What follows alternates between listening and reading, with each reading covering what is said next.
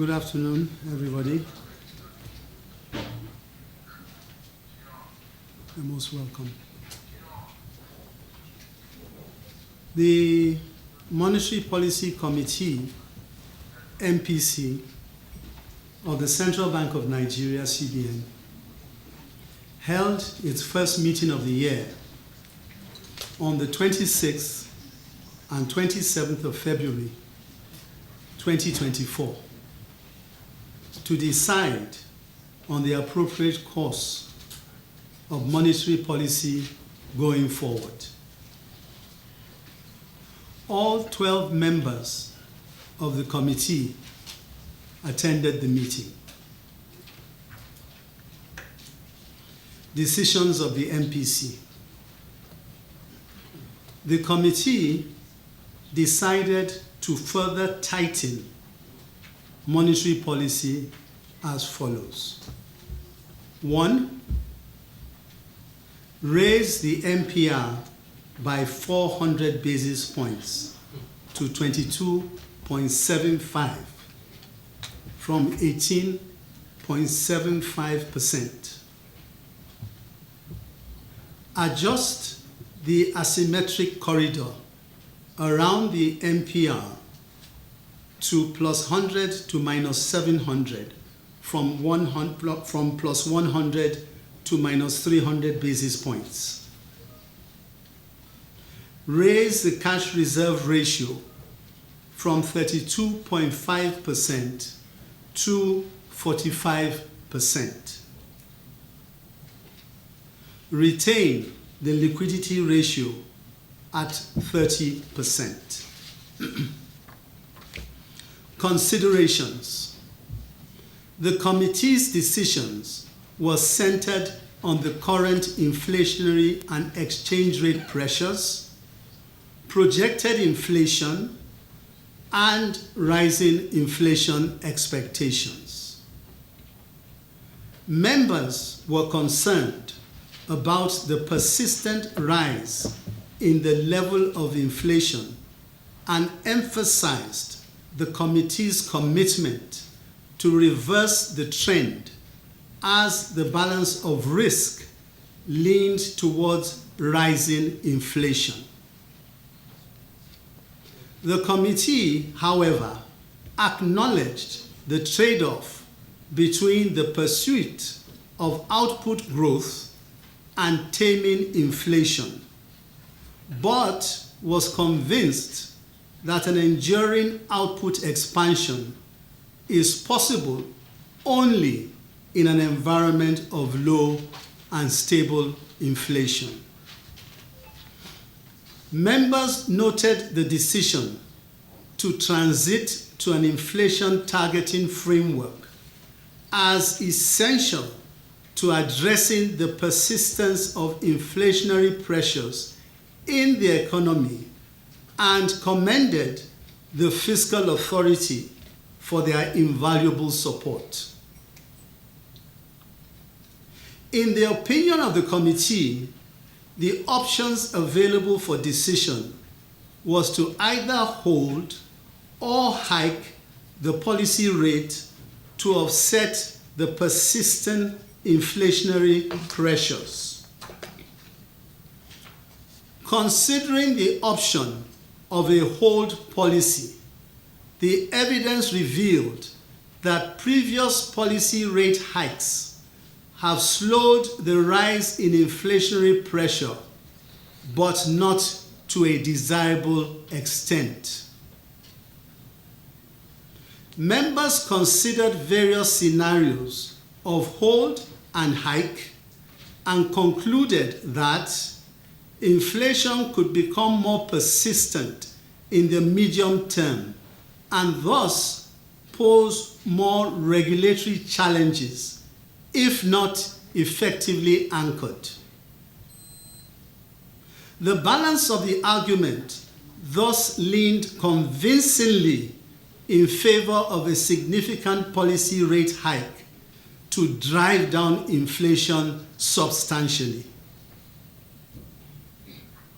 The MPC also deliberated extensively on various distortions in the foreign exchange market, including the activities of speculators, putting upward pressure on the exchange rate with high pass-through to inflation.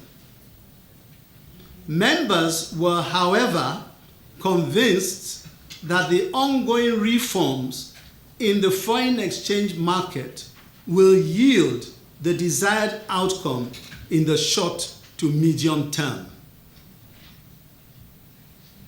Some of these reforms include the unification of the foreign exchange market, promotion of a willing buyer and willing seller market, removal of all limits on margins for IMTO remittances, introduction of a two-way quote system, and the broad reforms in the BDC segment of the market to restore stability, enhance transparency, boost supply, and promote price discovery in the Nigeria Autonomous Foreign Exchange Market, NAFEM.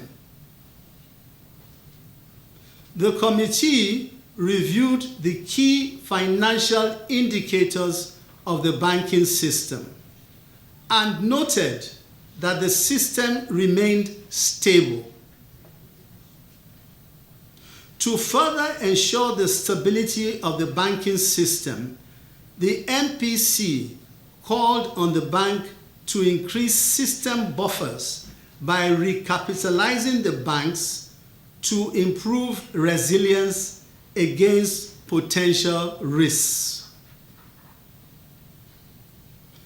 Members further enjoined the bank to strengthen surveillance and compliance regarding its earlier guidance on the application of foreign exchange revaluation gains.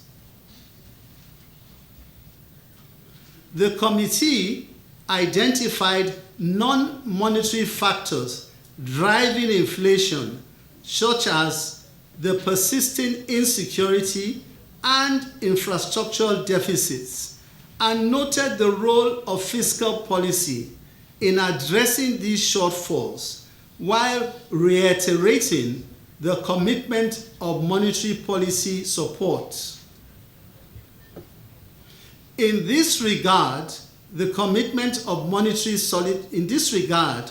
committee applauded fiscal policy initiatives towards reducing the cost of living for ordinary Nigerians, including the ongoing efforts to improve food supply and provide mass transit CNG buses to ease the cost of transportation, and the civil service reforms to improve the efficiency of government, amongst others. Key developments in the domestic and global economies. Headline inflation year-on-year rose to 29.90% in January 2024 from 28.92% in December 2023. Food inflation increased to 35.41% from 33.93%, while core inflation rose to 23.59% from 23.07%. The major factors driving inflationary pressure remain exchange rate pass-through, rising cost of energy, high fiscal deficits, and lingering security challenges in major food-producing areas. In addition, global factors such as tight financial conditions and trade disruptions from ongoing geopolitical tensions remain significant upside risks to the outlook for domestic inflation. Staff forecasts, therefore, indicate that inflation will remain on an upward trajectory in the near term before commencing a descent. Real GDP growth improved in fourth quarter 2023 to 3.46% compared with 2.54% in the previous quarter, driven by improvements in both the oil and non-oil sectors.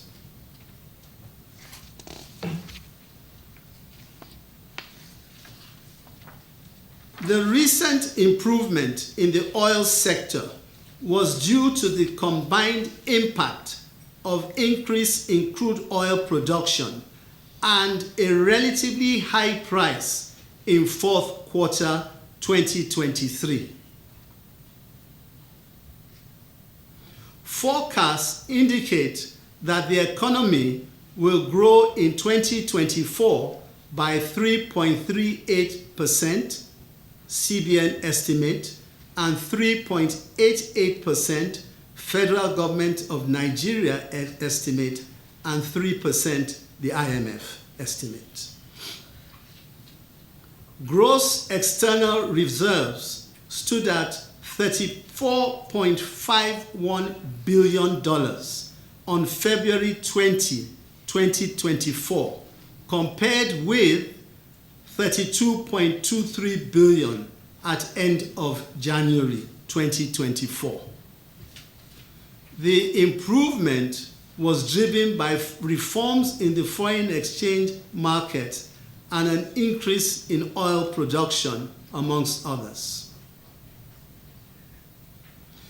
In the global economy, inflation is projected to continue to moderate in 2024, but could remain above the long-term objectives of several advanced economy central banks.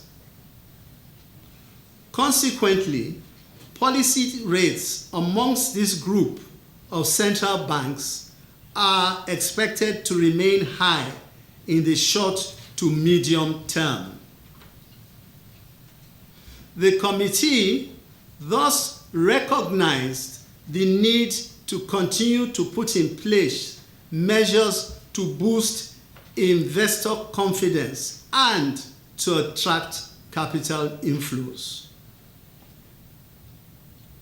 To this end, the committee will continue to monitor developments in the global and domestic economies to ensure that inflationary and exchange rate pressures moderate in the near term.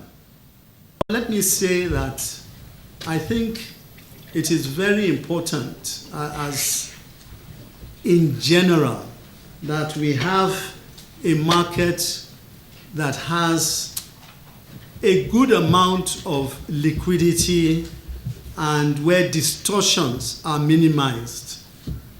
And by that, I mean create an environment where people can come in, people can go out as they please, and where distortions that are present are taken out so that the market functions a lot better and also is a lot more transparent. In a market like that, you'll find that the ability, and of course, is policed or maybe regulated by us. Let me not say police, regulated by us. And in an environment like that, you'll find that the opportunity for players to game the system in any way is significantly reduced. So I think it is very important that we should come to a situation where that happens in our market, where the market is able to attract liquidity and can function properly.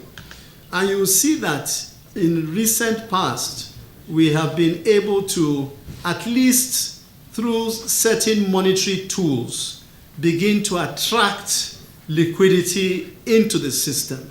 For example, you may be aware that more recently, we attracted, and it was quoted quite widely in the press over a short period of time, we attracted up to $2 billion as a result of the tools that we had used to calibrate interest rates, etc., and to make the market move towards greater transparency. So I think that is something that we all should expect to see as improving as time goes along. So that is that. I thought it was important to say that as background and context before I answer the question that you have just raised with respect to infractions. What we are doing at the moment is a collaboration between the central bank and the law enforcement agencies, okay, to ensure that we can understand better what is going on in the market and where infractions are taking place, they be speedily dealt with. Now, I must say that we are moving, as far as the central bank is concerned, we are moving to a very aggressive regulatory environment. We are moving to a very aggressive regulatory environment where those policies have been coming out, as you can see, and tolerance for people not to abide by the regulations that are coming out and to comply is zero. People will have to abide by those regulations, and those that do not will face the consequences for not doing so. As we look to what has happened in the past, I can assure you that a very thorough exercise is going on to identify what needs to be done.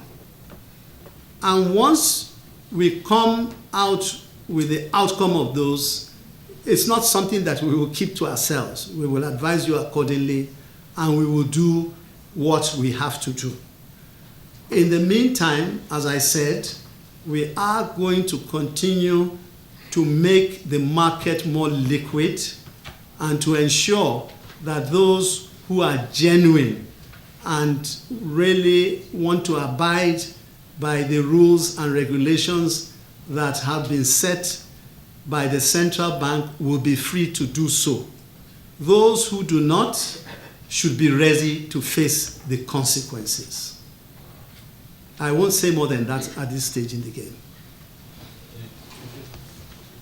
Firstly, I must say that in the interests of greater collaboration, the guidelines you refer to are up on our website, and it's like an exposure draft. It's not by any means final. It's an exposure draft whereby we want as many people, as many stakeholders as possible to go there and see what is on offer and see where we are going to, and where you have questions or observations, we are very willing to accept them and incorporate them into the road of travel. What we are hoping to accomplish by this, frankly, is to bring some sanity to an industry that I am sure you will all agree with me has really gone out in a limb and arguably does no longer serve the interests of those who it was meant to protect or reach out to. Too many people had gone into that sector, and really, as at last count, I believe we had over 5,000 bureau de change going on to 6,000, which definitely had different interests depending on you know, where they saw themselves. And don't forget that at some point in time, the Bureau de Change was used strictly with the intention by many who applied for these licenses to take advantage of the different windows in the foreign exchange market and in the process arbitrage the system on an ongoing basis. Now, we are hoping that by the time this exercise is finished, by the time the guidelines come up, we proposed that for certain categories of BDCs, which are the categories in a particular location, the share capital, minimum share capital, will be $500 million Naira. And for those who choose to work throughout the country, their share capital is proposed at 2 billion Naira. We are also putting strict regulations as to who should be a potential owner of a BDC. In other words, we don't expect it to be an all-comers affair.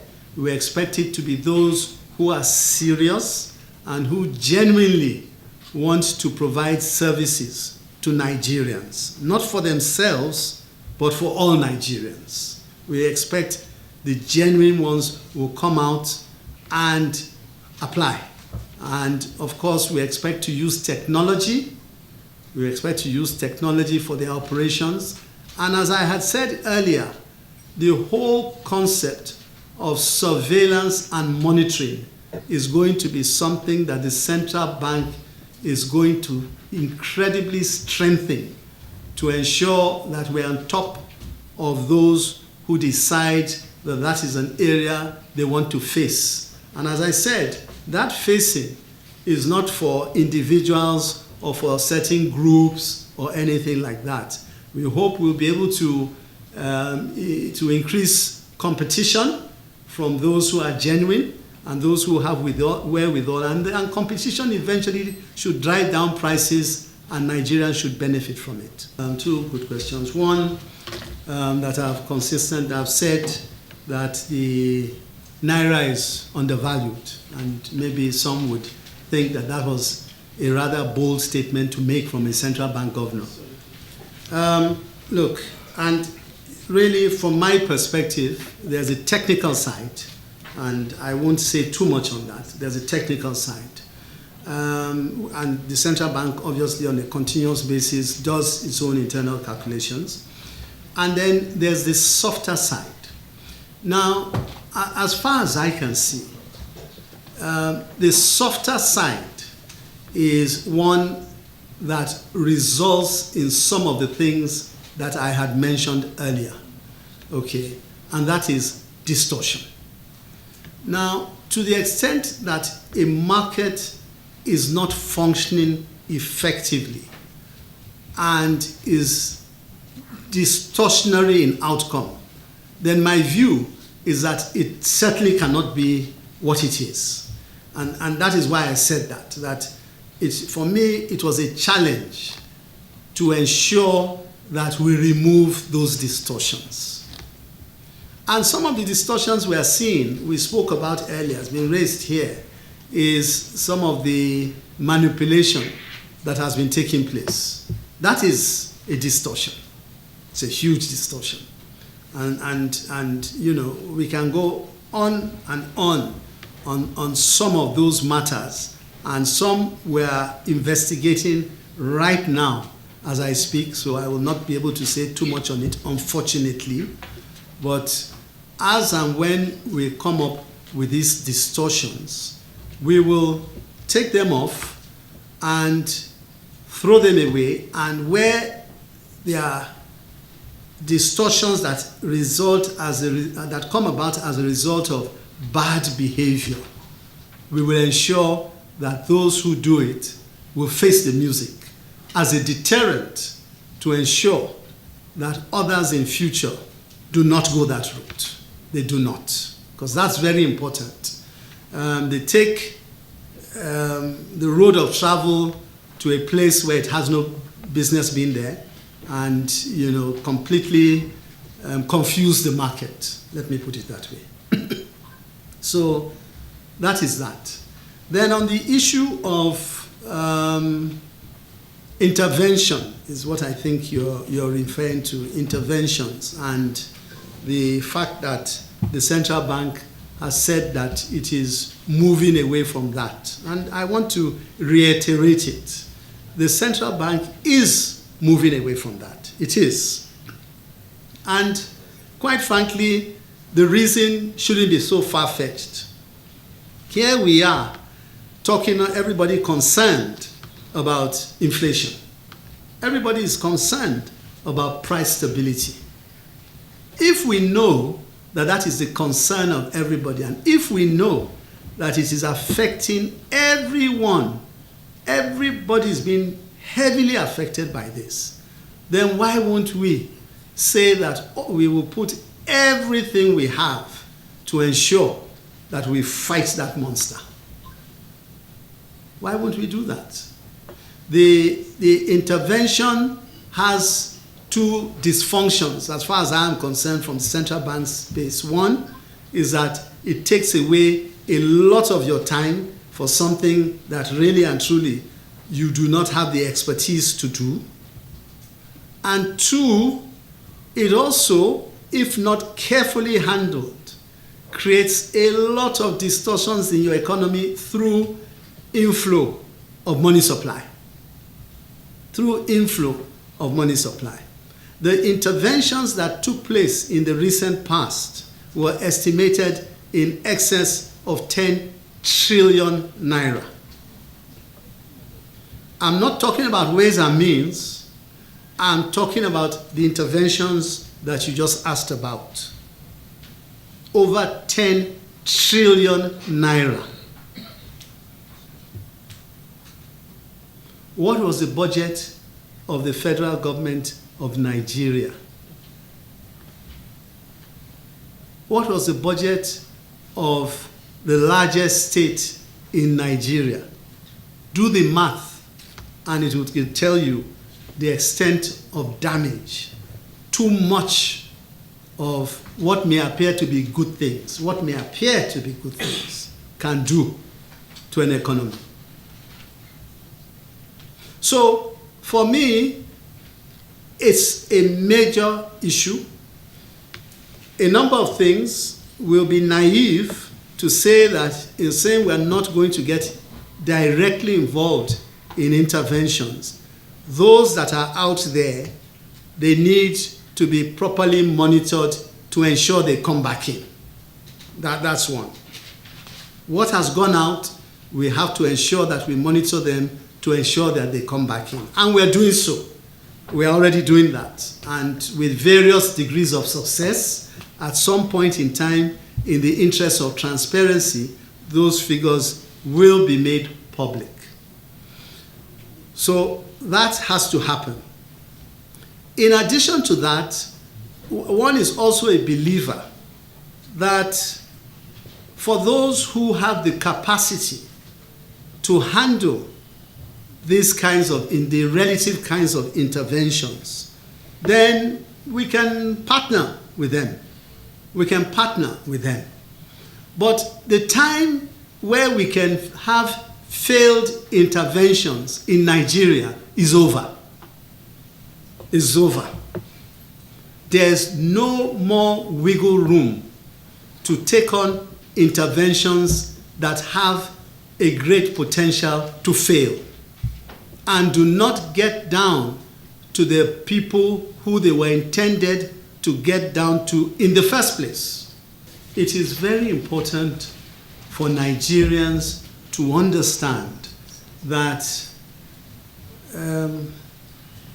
the central bank governor, I and my team, are not responsible for the woes that we have today. We are part of the solution. We are determined to ensure that we work hard to get out of the mess that Nigeria is in.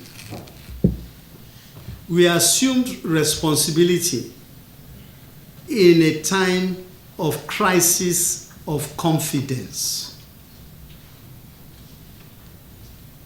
There was a crisis of confidence, and you may all want to go to bed and wish that that crisis of confidence was not there, but it was. And we can't turn back the clock. All we can do is do the difficult things to make a bad situation better. And I do believe that the efforts that we are making are beginning to bring back confidence. Because, to be frank, without confidence in our business, you are not going to get very far. No matter how much you believe you have in your store of dollars and cents, naira and kobo, no matter how much you think you have, if the confidence is not there, all that money will disappear in no time. So, we are working hard. We are putting out our policies. We're trying to avoid as much as possible not to go against the grain and the spirit of what we've said we would do. We're trying to be as open and transparent as possible. We're bearing the interests of all Nigerians in view with any decisions we are taking. We are ensuring that we put the country above individuals.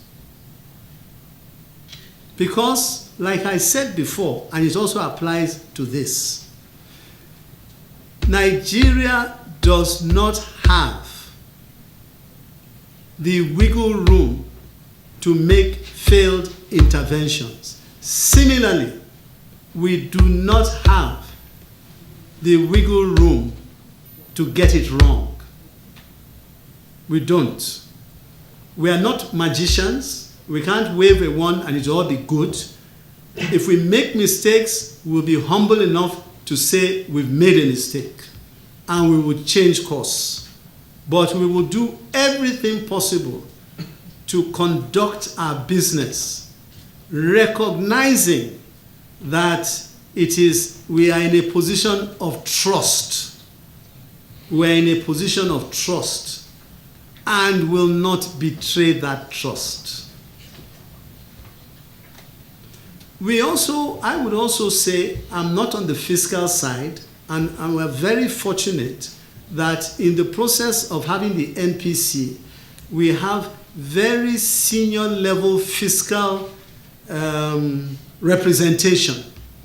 And that hopefully should also help the handshake as we go along, because you spoke about CBN and FGN. So I will take the liberty to say something about FGN.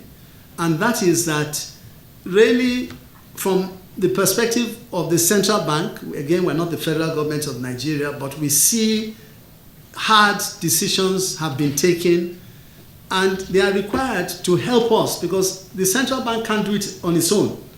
It has to work very closely with the fiscal side.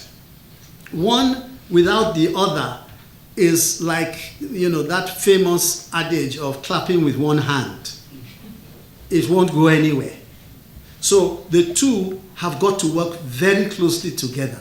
And we see a lot of the reforms that are being taken on the fiscal side, and are helping to create a better environment, for Nigeria.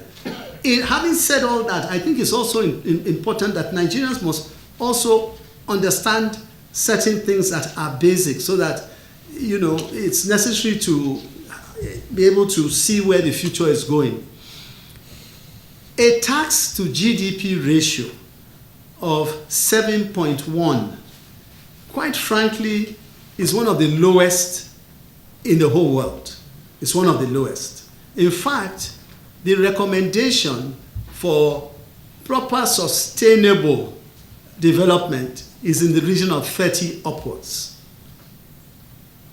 Now, you can ask, how did we get to 7.1? Why is it 7.1 when it should be multiples of that? That is a discussion for an entirely different day, but that is what it is. So anybody having the expectations that it's all going to be turned around overnight from the fiscal side is not likely to, it's not going to happen.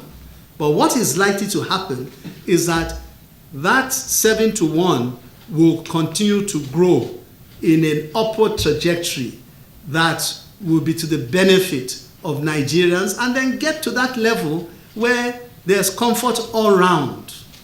In the meantime, of course, it is for Nigerians to monitor these things, and also, from every indication, the federal government is putting in place certain palliatives that will help the difficult times that Nigerians are going through until we get to a situation where some of these things begin to improve. I thought it was important to say this, that the commitment is there, certainly from the central bank, and from what I can see, the federal government of Nigeria. The commitment is there. The difficult decisions have been taken. We're now at the stage where we're trying to rebuild, and rebuild better, and rebuild in a way that those who now come will see that they have something on the ground that is sustainable.